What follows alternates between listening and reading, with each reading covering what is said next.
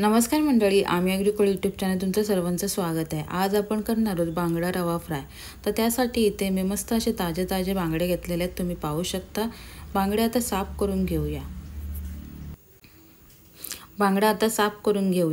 बांगडा साफ करत असताना त्याच्यावरची जी खवलं आहेत ती काढून घ्यायची आहे।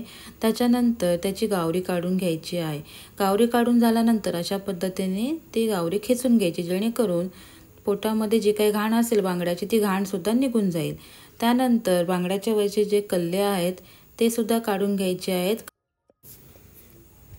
बांगडा मच्छीच्या साईडला जे कल्ले आहेत ते सुद्धा काढून घ्यायचे आहेत। त्यानंतर मी असं क्रॉस कट करत आहे, जेणेकरून बांगडा फ्राय करत असताना बांगडा मस्त असा कुरकुरीत होऊन जाईल। दोन्ही बाजूनी या पद्धतीने क्रॉस कट केलेला आहे। बांगडा मच्छी 2 ते 3 वेळा स्वच्छ पाण्याने धुवून घेतलेली आहे। त्यानंतर त्यामध्ये चवीनुसार मीठ, एक अर्धा चमचा हळद, 2 चमचे आगरी मसाला, वाटून घेतलेलं लसूण आणि थोडं लिंबाचा रस टाकून सर्व एकत्र करून घेऊया। मसाला दोन्ही बाजूनी बांगडा मच्छीला लावून घ्यायचा आहे। पाहू शकता अशा पद्धतीने मी मसाला लावून घेतलेला आहे। आता चुलीवर एक तवा ठेवलेला आहे, तर तव्यामध्ये थोडंसं तेल टाकून घेऊया। तयार केलेल्या बांगडा मच्छीला रवा लावून घेऊया।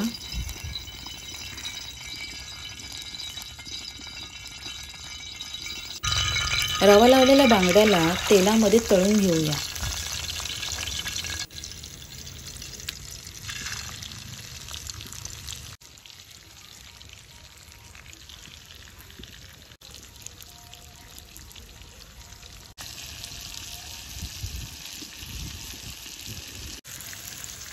एक बाजू कडक झाल्यानंतर ते पलटी करून घेऊया, जेणेकरून बांगडा कुरकुरीत होऊन जाईल।